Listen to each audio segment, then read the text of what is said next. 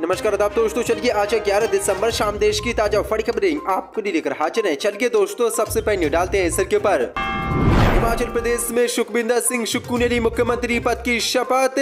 मुकेश अग्निहोत्री बने deputy CM, बोले हमने बीजेपी का हिमाचल प्रदेश में कर दिया सुपड़ा साफ। बरेली के मौलाना साहबुद्दीन रजवी ने भाजपा और मोदी को दी खुली चेतावनी, कहा समान नागरिक संहिता थोपा गया तो कबूल नहीं करेगा मुसलमान, देश भर में करेगा आंदोलन।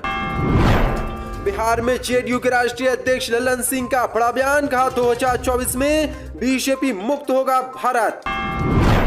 गुजरात में केजरीवाल को लगा बड़ा झटका, आप विधायक भूपत भयाड़ी भाजपा में होंगे शामिल। दिल्ली एमसीडी चुनाव में बीजेपी की हार के बाद बीजेपी के अध्यक्ष आदेश गुप्ता ने दिया इस्तीफा। एनसीपी नेता ने किया बड़ा दावा, कहा महाराष्ट्र में गिर जाएगी एकनाथ शिंदे और बीजेपी की गठबंधन की सरकार, मोदी की उड़ी नींदें।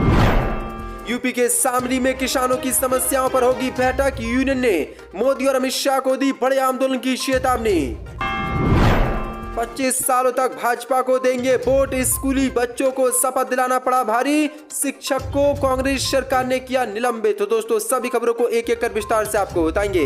वीडियो को दिल से लाइक कर चैनल को सब्सक्राइब जरूर कर लें। इसी के साथ पहली फड़ी मन कैलकुलेशन है। हिमाचल प्रदेश में सुखविंदर सिंह सुक्खू ने ली मुख्यमंत्री पद की शपथ। मुकेश अग्निहोत्री बने डिप्टी सीएम, 64 पदें। हिमाचल प्रदेश विधानसभा चुनाव में कांग्रेस ने 68 में से 40 सीटों पर जीत हासिल की थी। अब बड़ी अपडेट निकल के सामने रही। आज शिमला के रिज ग्राउंड में कांग्रेस के पूर्व अध्यक्ष रह चुके सुखविंदर सिंह सुक्खू ने हिमाचल प्रदेश के राज्यपाल राजेंद्र विश्वनाथ अर्लेकर की मौजूदगी में हिमाचल प्रदेश के मुख्यमंत्री पद की शपथ ली। इसके साथ ही मुकेश अग्निहोत्री ने हिमाचल प्रदेश के उप मुख्यमंत्री पद की शपथ ली। मुकेश अग्निहोत्री ने शपथ लेने के बाद कहा कि हम पहली कैबिनेट बैठक में जनता से किए गए अपने वादों को पूरा करेंगे।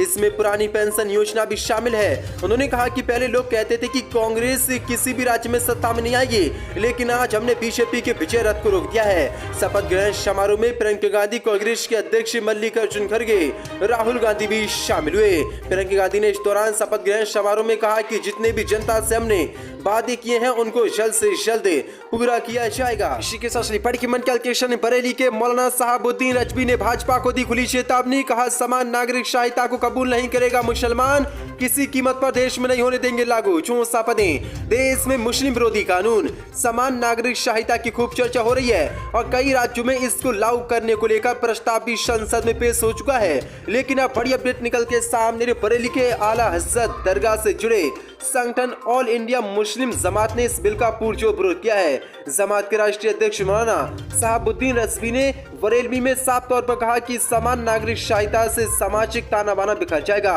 उन्होंने साफ तौर पर कहा कि इससे जबरन थोपा जाएगा तो इसे देश का मुसलमान कबूल नहीं करेगा। उन्होंने कहा कि संविधान ने बेशक राज्य को समान नागरिक संहिता लागू करने की इजाजत दी है, लेकिन संविधान ने किसी समुदाय के धार्मिक भावनाओं को ठेस न पहुंचाने की बात भी कही है। संविधान में राज्य को निर्देश दिए गए हैं कि वो आवाम की राय हासिल करे। अब ऐसी कंडीशन में हुकूमत आवाम पर जबरिया तौर पर इस कानून को आवाम पर नहीं थोप सकती। यदि हुकूमत ऐसा करती है तो देश का आवाम खास तौर पर मुसलमान इसे किसी भी हालत में कबूल नहीं करेगा और किसी भी कीमत पर इस कानून को लागू नहीं करने देगा। इसी के साथ पढ़ के मन कैलकुलेशन। जेडीयू के अध्यक्ष ललन सिंह का बड़ा दावा, कहा 2024 में भाजपा मुक्त होगा भारत, बिहार की सभी 40 लोकसभा सीटें जीतेगी जेडीयू, 64 पदें। जनता दल यूनाइटेड के राष्ट्रीय अध्यक्ष ललन सिंह ने पार्टी का खुले अधिवेशन में कहा कि 2024 में भाजपा मुक्त भारत बनाएंगे, ये बहुत मुश्किल नहीं है। जेडीयू के खुले अधिवेशन में ललन सिंह ने कहा कि 2024 में भाजपा को हराना अब मुश्किल नहीं है। ललन सिंह ने कहा कि बिहार में 40 में से सभी 40 सीटें लोकसभा चुनाव में हम जीतने जा रहे हैं, इसमें कोई शक नहीं होना चाहिए। बहुमत से ज्यादा कुछ ही सीट है ना, ये बढ़ने वाला नहीं है। अब 2024 में भाजपा मुक्त भारत होगा। उन्होंने कहा कि कई राज्यों में ज्यादा से ज्यादा सीटें हैं, वहाँ घटेंगी ना बढ़ेंगी, 2-4 सीटें भी घटेंगी तो हम आपको 2024 में पटकनी दे देंगे। ललन सिंह ने कहा कि कुर्नी हार पर तो क्या हुआ, 3000 वोटों से हारे हैं, जिसमें कई कारण थे, बहुत से नहीं हारे हैं। 2024 में हमारा लक्ष्य है भाजपा को भारत मुक्त करा कर ही हम दम लेंगे। 400 बड़ी अपडेट निकल के सामने। नीतीश कुमार की पार्टी के अध्यक्ष ने ये बड़ा बयान दिया है। इसी के साथ पढ़ की मन कैलकुलेशन। गुजरात में केजरीवाल को लगा पड़ा झटका, आप विधायक भूपत भयाड़ी भाजपा में होंगे शामिल। 64 पदें। गुजरात में आज केजरीवाल को बड़ा झटका लगा है क्योंकि जूनागढ़ जिले की बिसाबदर सीट से आम आदमी पार्टी के विधायक भूपत गंडू भाई भयाड़ी बीजेपी में शामिल होने जा रहे हैं। पार्टी सूत्रों से मिली जानकारी के अनुसार भूपत कल दोपहर 2 बजे गांधीनगर के बीजेपी कार्यालय में केसरिया पहनेंगे। वहीं कल ही गांधीनगर में 2 बजे सीएम भूपेंद्र पटेल का शपथ ग्रहण समारोह भी होना है। गुजरात विधानसभा चुनाव के 2 चरणों में हुए पहले चरण की वोटिंग 1 दिसंबर और दूसरे दिन की 5 दिसंबर को वोटिंग हुई थी, जिसमें भाजपा ने 156 सीटें, वहीं कांग्रेस ने 17, वहीं आम आदमी पार्टी ने 5 सीटों पर जीत हासिल की है। लेकिन अब बड़ी अपडेट निकल के सामने विधानसभा चुनाव में बिसाबदर विधानसभा सीट से जीतकर आम आदमी पार्टी के विधायक बने भूपत भयानी इस क्षेत्र में बीजेपी के दबंग नेता के रूप में जाने जाते हैं। अब बड़ी अपडेट निकल के सामने बीजेपी को कांग्रेस आम आदमी पार्टी को छोड़कर कल कांग्रेस यानी कि बीजेपी पार्टी में शामिल हो जाएंगे। बड़ी मन कैलकुलेशन एनसीपी नेता का बड़ा दावा, महाराष्ट्र में गिर जाएगी शिंदे और बीजेपी के गठबंधन की सरकार, चौंसा पदें। राष्ट्रवादी कांग्रेस पार्टी एनसीपी के विधायक अमोल मिटकरी ने बड़ा दावा किया है। उन्होंने कहा कि महाराष्ट्र में यदि कैबिनेट का विस्तार होता है तो एकनाथ शिंदे की सरकार गिर जाएगी, इसलिए राज्य में कैबिनेट का विस्तार नहीं किया जा रहा है। उन्होंने आरोप लगाया कि विधानसभा सत्र के रन अप में खातों को अस्थायी तौर पर सौंपने का स्पष्ट अर्थ है कि कैबिनेट का विस्तार नहीं होगा। मिटकरी ने सरकार को चौंक देते हुए कहा कि सरकार में दम है तो कम से कम जनवरी महीने में कैबिनेट का विस्तार कर दें। उन्होंने आगे कहा कि ऐसा नहीं होगा क्योंकि देवेंद्र फडणवीस जानते हैं कि मंत्रिमंडल का विस्तार होगा तो झगड़े होंगे, इसलिए मंत्रिमंडल का विस्तार नहीं होगा। मिटकरी ने यह भी कहा कि जब अदालत की बेंच फैसला करेगी तो इस सरकार में सम्मिलित विधायकों की सदस्यता रद्द कर दी जाएगी, तब सरकार अपने आप ही गिर जाएगी। आगे मिटकरी ने कहा कि यदि लव जिहाद कानून पास हो जाता है तो स्वागत योग्य है, मगर यदि उस कानून को पास करते समय मुस्लिमों को निशाना बनाने की भाजपा का षड्यंत्र है तो इससे नाकाम कर देना चाहिए। लव जिहाद युवाओं के लिए सवाल नहीं है, मगर रोजगार प्रदान कराने का सवाल युवाओं के लिए है। आप करोड़ों नौकरियां लेकर गुजरात गए एवं गुजरात जीतकर बहुत खुश से हमने दुनिया जीत ली, मगर इसका नतीजा 2024 में आपको भुगतना पड़ेगा। जो बड़ी अपडेट निकल के सामने, दरअसल आपको बता दें महाराष्ट्र में जल्दी लव जिहाद के खिलाफ कानून बनाया जा सकता है। सूत्रों के मुताबिक ये बड़ी अपडेट निकल के सामने आ रही है। इसी पर आज उन्होंने ये बयान दिया है। इसी के साथ बड़ी मन कैलकुलेशन, दिल्ली एमसीडी चुनाव में भाजपा की हार के बाद बीजेपी के प्रदेश अध्यक्ष आदेश गुप्ता ने दिया इस्तीफा, चौंसा पदें।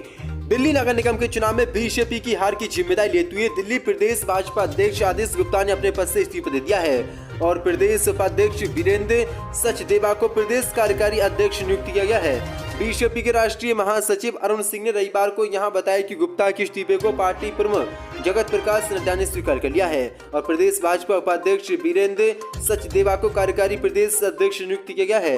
ये नियुक्ति तत्काल प्रभाव से लागू हो गई है।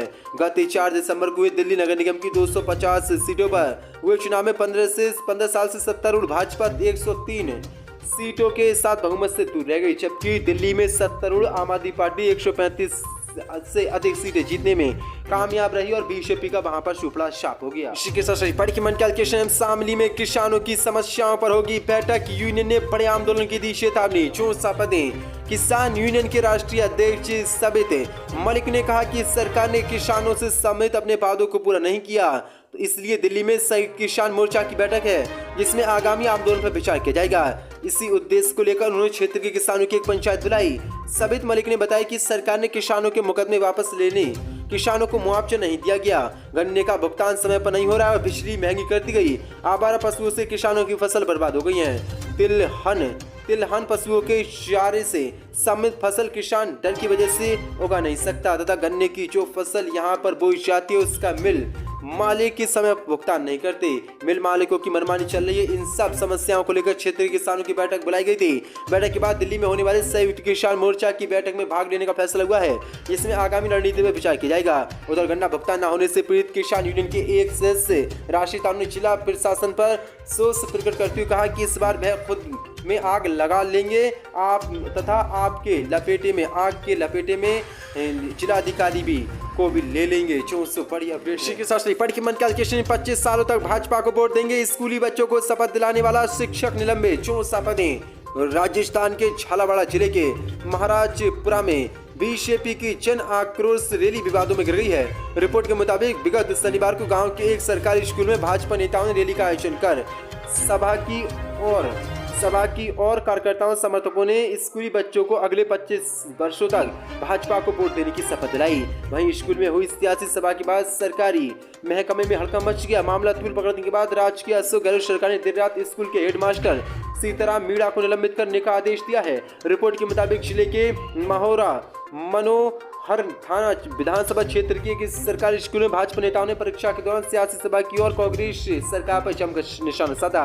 इस दौरान यात्रा का नेतृत्व प्रभारी बाबूलाल रेन बाला और मोहर नाथा ने भाजपा एमएलए गोविंद रानीपुरिया कर रहे थे। रिपोर्ट के मुताबिक यात्रा में उन्होंने एक स्कूल में बच्चों को शपथ दिलाई कि जब तक 25 सालों तक आप सभी बीजेपी पार्टी को वोट देंगे। जिसके बाद अब बड़ी अपडेट निकल के सामने, राजस्थान की कांग्रेस सरकार ने